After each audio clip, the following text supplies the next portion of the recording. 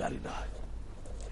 اور اس کے بعد ایک اپورڈ موومنٹ، تھرڈ رائز، یہود کے اندر بھی ایک رائز اور ایک عروج کی طرف ایک پیش قدمی شروع ہو چکی ہے، اور مسلمانوں کے اندر بھی ایک عروج اور تیسری مرتبہ اوپر ابھرنے کے لیے ایک پیش قدمی کا آغاز ہو چکا ہے.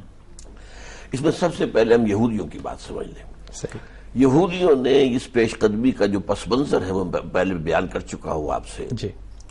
انہوں نے عالم عیسائیت کو فتح کیا.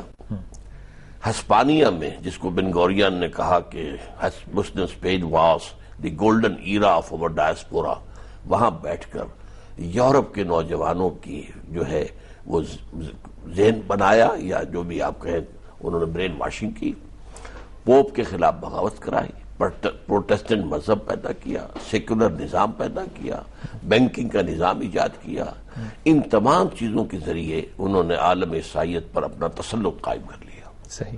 یہ وہ بات تھی جو علامہ اقبال پچھلی صدی میں دیکھ آئے تھے، جب 1905 سے 1908 تک وہ رہے ہیں جرمنی اور انگلستان میں، کہ فرنگ کی رگے جہاں پنجائے یہود میں. اس وقت فرنگ کا امام تھا برطانیہ، اس کے بعد پھر صورت بدلی ہے، اب جو ہے فرنگ کا امام وہ امریکہ ہے. اچھا، اس کے ساتھ ساتھ عالم عیسائیت کو فتح کرنے کے ساتھ ساتھ پورے عالم انسانی میں بھی اپنے پنجے گاڑنے کے لیے انہوں نے ایک اور کام کیا. 1776 میں آرڈر آف الومیناٹی قائم کیا کہ پوری دنیا میں ہم وہاں سے ذہین ترین لوگوں کو کھینچ کر بلائیں یہاں امریکہ میں، یہاں انہیں تعلیم دیں، ان کی جو ذہن جو ہے اس کو تربیت کریں، پر بنائیں، برین واشنگ کریں، اور انہیں سکینڈلز کے اندر مبتلا کر کے، سیکس سکینڈلز، اور ان کا ریکارڈ اپنے پاس محفوظ کر لیں. اس کے لیے وظیفے، یہ روڈز آئلینڈ ہے، یہ فلانا آئلینڈ ہے، اب چلے آ رہے ہیں، ہم بڑے خوش ہیں، ہمیں وظیفہ مل گیا، روڈ آئلینڈ مل گیا، ہم جائیں گے، پڑھ کر آئیں گے، وہ ملے گی، واپس آئیں گے، سی ایس پی ہوں گے، یہ ہوں گے، وہ ہوں گے. پوری دنیا سے انہوں نے کھینچا ہے.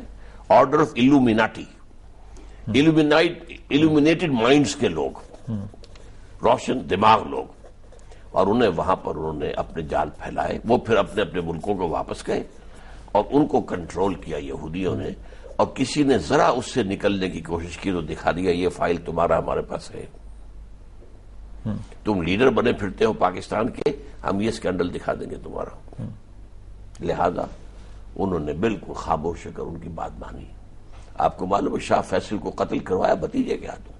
بالکل صحیح. اور اس بھتیجے کے کندھے پر سوار آپ نے شکل دیکھی ہوگی ایک یہودی لڑکی کی. بہرحال دوسرا کام فری میسن سوسائٹی قائم کی، اور مسلم ورلڈ کے جو ہے خاص طور پر ایلیٹ کو انہوں نے اپنے اس پنجے میں پھانس دیا.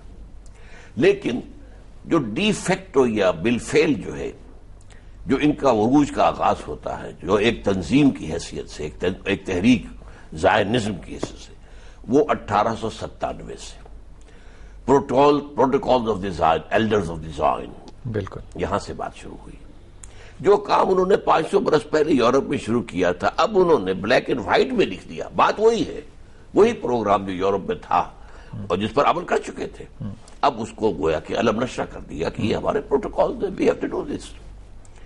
اس کے بعد کیا ہوا ہے، کیونکہ انہوں نے برطانیہ کو فتح کیا، پوپ سے پہلے بغاوت جو ہے وہ برطانیہ نے کی.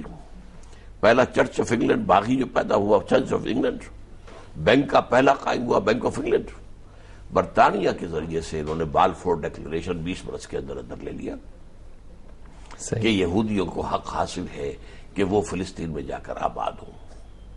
اس کے لیے انہوں نے سلطان عبدالحمید خان کو بڑی سے بڑی پیشکشیں کی تھی. وہ بہت قرضوں تلے دبا ہوا تھا، تمہارے سارے قرض معاف کروا دیں گے، یہ کر دیں گے، وہ کر دیں گے، ہمیں فلسطین میں آباد ہونے کی اجازت دے دو. Nothing doing. جو معاہدہ کیا تھا عمر رضی اللہ تعالیٰ عنہ نے، میں اس سے پیچھے نہیں ہٹ سکتا.